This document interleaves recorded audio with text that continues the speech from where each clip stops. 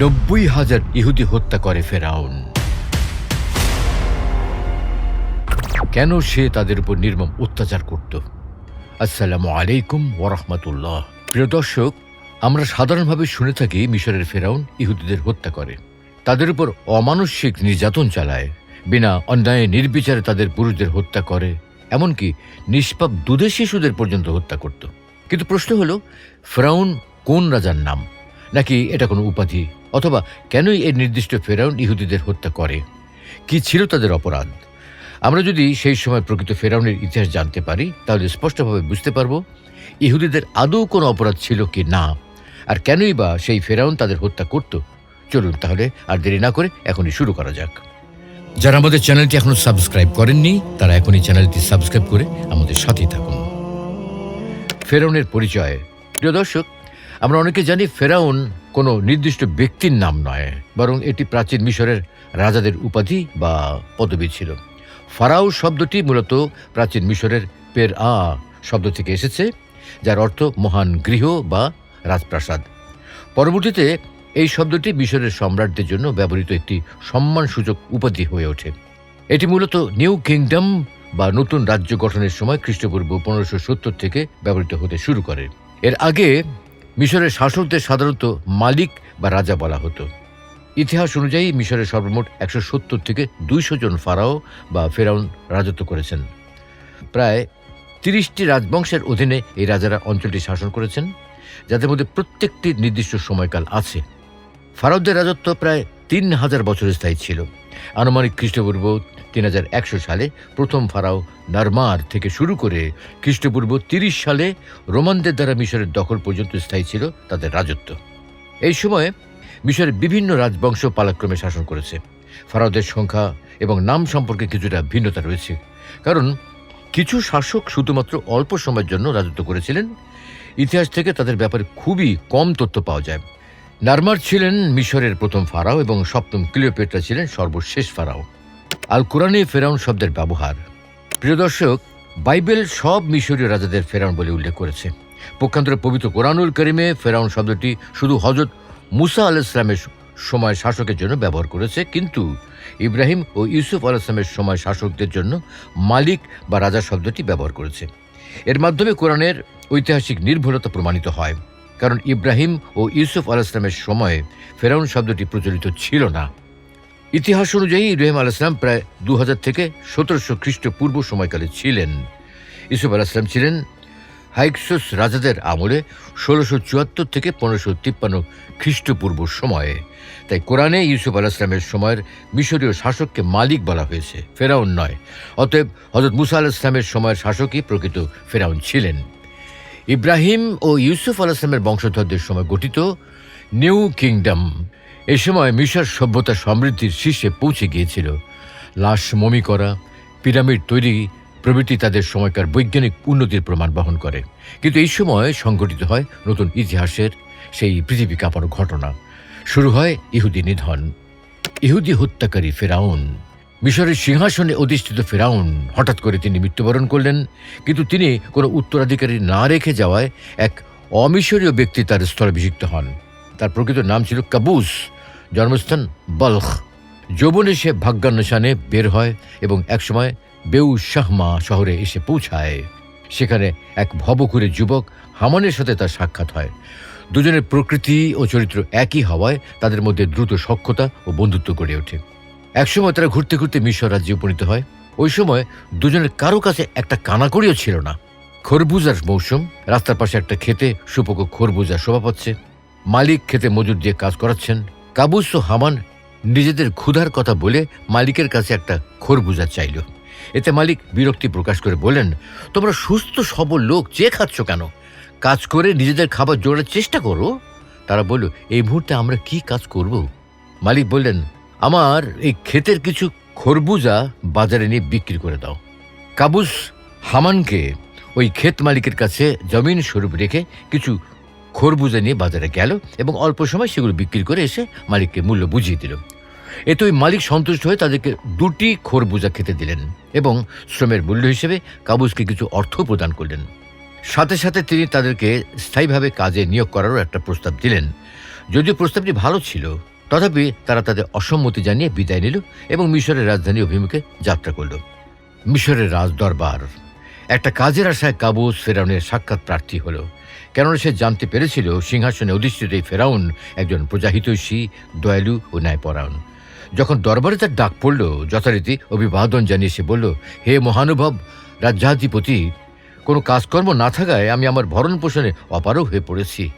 অনুগ্রহ করে আমার জন্য একটা কাজের ব্যবস্থা করে দিন। কাবুসের বাচনভঙ্গি ও জড়তাহীন বাক্য ফেরাউনের দৃষ্টি ও মনোযোগ আকৃষ্ট করল। তিনি বললেন, হে যুবক, কি কাজ তুমি জানো? কাবুস বলল, হে আমার প্রভু, যে কোনো কাজে আমি করতে পারবো। এই সময় প্রধান উজিরের কাছে এক ব্যক্তি খবর নিয়ে এলো যে রাজকবরস্থানের ভারপ্রাপ্ত কর্মকর্তা মৃত্যুবরণ করেছে। উজির ফেরাউনকে কথা জানালে তিনি বললেন, আমরা তোমাকে রাজকবরস্থানের কর্তৃত্বভার দিতে পারি, তুমি কি এই দায়িত্বভার নিতে চাও? কাবুস আনন্দের সাথে এই প্রস্তাবে সম্মতি দিয়ে দিল। কাবুস ছিল সুচতুর ও তীক্ষ্ণ বুদ্ধির অধিকারী। কবরস্থানের কর্তৃত্বভার পাবার পরপরই সে নগরময় এমন ঘোষণা দিল, এখন থেকে কর্তৃপক্ষের বিনা অনুমতিতে কেউ কোনো লাশ দাফন করতে পারবে না এবং প্রতিটি দাফনের জন্য কর্তৃপক্ষকে অবশ্যই নির্দিষ্ট অঙ্কের অর্থ দাফন ফি হিসেবে প্রদান করতে হবে। ওই বছর হঠাৎ করেই নগরীতে মহামারী দেখা দিল। কাবুস লাশের আমদানি বেশি দেখে দাফন ফি দ্বিগুণ করে দিলেন। ফলে এ বাবদ অজস্র অর্থ আমদানি হতে লাগল। বৎসর শেষে তিনি মোটা অঙ্কের অর্থ রাজকোষে জমাও দিলেন। রাজকর্তৃপক্ষ সন্তুষ্ট হয়ে তাকে পদোন্নতি দিয়ে কোতোয়াল পদে নিয়োগ দিলেন।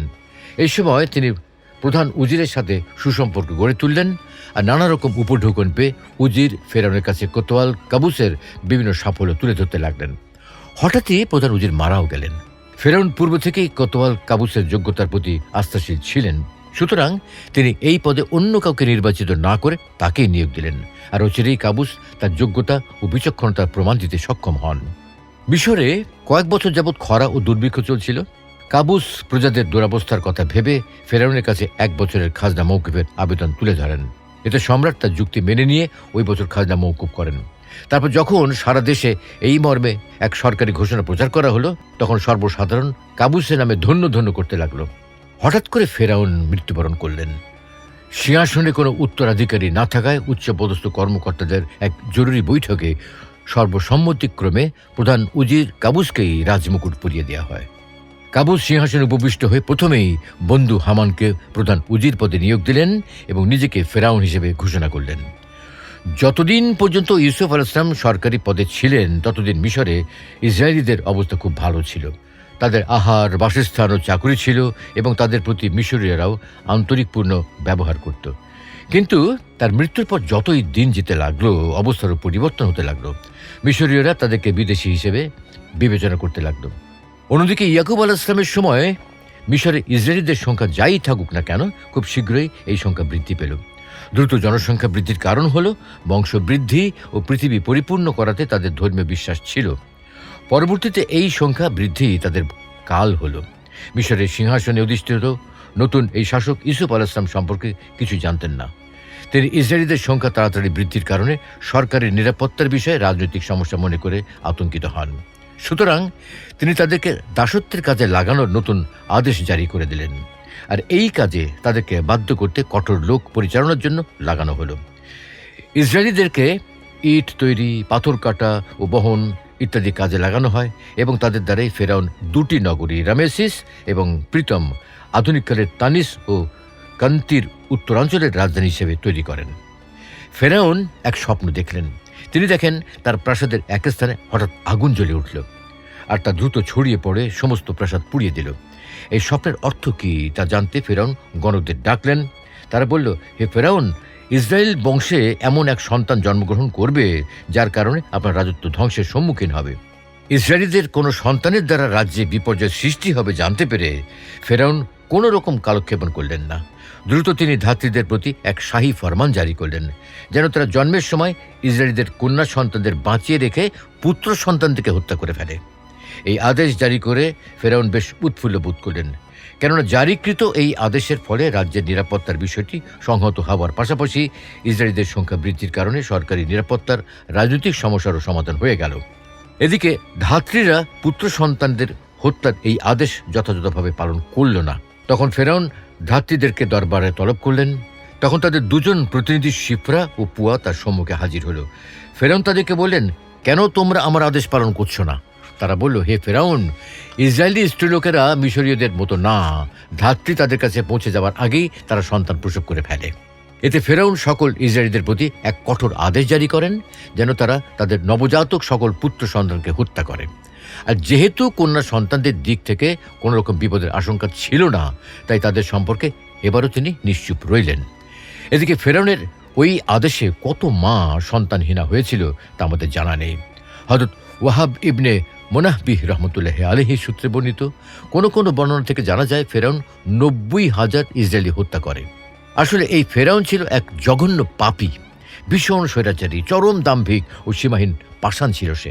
গুম খুন সহ এমন কোনো অপরাধ ছিল না যা সে করত না। ক্ষমতার দম্ভে নিজেকে একসময় শ্রেষ্ঠ রব বলে ঘোষণা করে, নিজের প্রশংসা ও সম্মান প্রদর্শনে দেশবাসীকে বাধ্য করে, সারা মিশরে ত্রাসের রাজত্ব কায়েম করে নিজের মনোবাঞ্ছা পূরণ করতে থাকে। মিশরের জনগণকে বহু দল উপদলে বিভক্ত করে একটি বৈষম্যপূর্ণ সাম্রাজ্যের জন্ম দেয়। নিজের দল ও বংশের লোক কিবতীদের রাষ্ট্রের সর্বোচ্চ মর্যাদায় আসীন করে। আর অপরদিকে এক সময়কার নবীদের আওলাদ মিশরের খাদ্যমন্ত্রী ইউসুফ আলাইহিস সালামের বংশধরদের পরাধীন করে রাখে, তাদের উপর সীমাহীন নির্যাতন চালায়, তাদের কিবতীদের সেবাদাসে পরিণত করে ইচ্ছা মতো পরিচালনা করতে থাকে।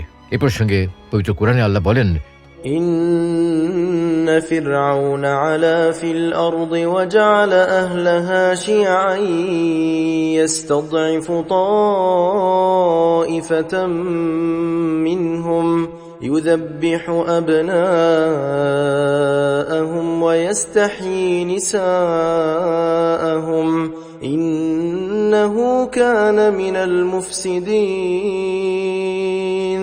নিশ্চয়ই ফেরাউন মিশর দেশে উদ্ধত দেখিয়েছিল এবং তার অধিবাসীদের নানা দলে বিভক্ত করেছিল। তাদের এক দলকে সে দুর্বল করে রেখেছিল, যাদের পুত্রদের সে হত্যা করত আর কন্যাদের বাঁচিয়ে রাখত। নিশ্চয়ই সে ছিল বিপর্যয় সৃষ্টিকারীদের অন্যতম। ফেরাউনের এইসব অহংকার আর পাগলামির জন্য দায়ী ছিল তার সভাসদ ও মন্ত্রী পরিষদের লোকজন, বিশেষ করে হামান। পবিত্র কোরআনে বেশ কয়েকবার ফেরাউনের সঙ্গে তার নাম এসেছে। সে ছিল ফেরাউনের প্রধানমন্ত্রী।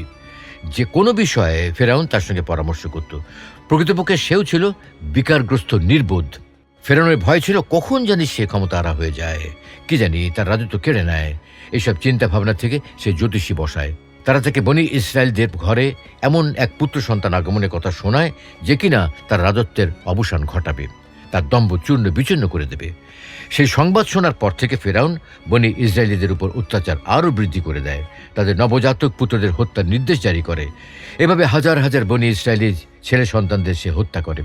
এদিকে নিরুপায়, নিরস্ত্র ও নির্যাতিত বনি ইসরায়েলদের আহাজারিতে আকাশ বাতাস ভারী হয়ে উঠেছিল। মজলুমের আর্তনাদে খোদার আরশ কাঁপছিল। একজন ত্রাণকর্তার অপেক্ষা ছিল সবাই। অতঃপর আল্লাহ তাআলা সেই দুর্বলদের সাহায্য করে ফেরাউনের নির্যাতন থেকে মুক্তি দিতে চাইলেন, তাদের পৃথিবীতে প্রতিষ্ঠিত করার ইচ্ছা করলেন। সেই উদ্দেশ্যে তাদের ঘরে ফেরাউনের আতঙ্ক হযরত মূসা আলাইহিস সালামকে জন্ম দেন। আল্লাহ তাআলা বলেন, ونريد أن نمن على الذين استضعفوا في الأرض ونجعلهم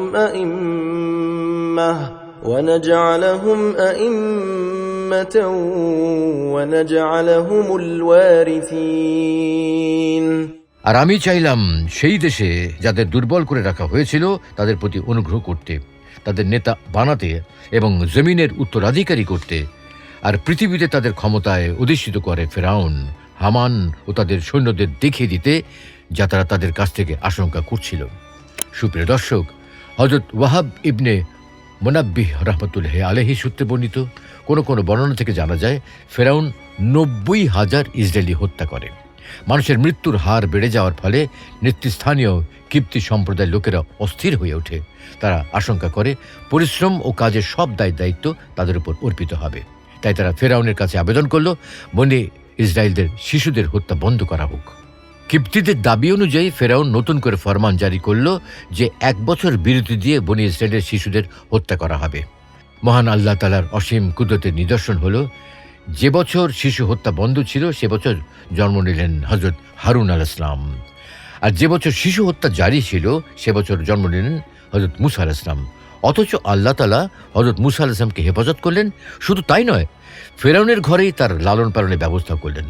ফেরাউনের পতন ঘটাতে এবং দুনিয়াতে তার তাওহীদের প্রচার প্রসার এবং বাস্তবায়নের জন্যই সন্তান হত্যার বছর মূসা আলাইহিস সালামকে পৃথিবীতে পাঠিয়েছিলেন। বর্তমান সময়েও আমরা এরকম অসংখ্য নিদর্শন ও ঘটনা দেখতে পাই, যেমন চরম অবহেলা নবজাতককে ডাস্টবিনে পাওয়া, বহুতল ভবন থেকে ফেলে দেওয়া হলেও কোনো কোনো শিশুর বেঁচে যাওয়া ইত্যাদি, যা মানুষকে তার অবিচল আস্থা ও বিশ্বাস স্থাপনে আগ্রহী করে তোলে। সুতরাং বিপদে হতাশা নয়, বরং আল্লাহর উপর অবিচল আস্থা ও বিশ্বাস রেখেই ইসলামের বিধিবিধান পালন করা মুসলিম উম্মার জন্য আবশ্যক কাজ। দুনিয়ার কঠিন বিপদ আপদে অধৈর্য না হয়ে আল্লাহ তাআলার উপর অগাধ আস্থা এবং বিশ্বাস রাখা প্রত্যেক মুসলমানের উচিত। আল্লাহ তাআলা মুসলিম উম্মাকে সব ধরনের বিপদ আপদে ধৈর্য ধারণ করা এবং তাঁরই নিকট সাহায্য চাওয়ার তৌফিক দান করুন। আমিন।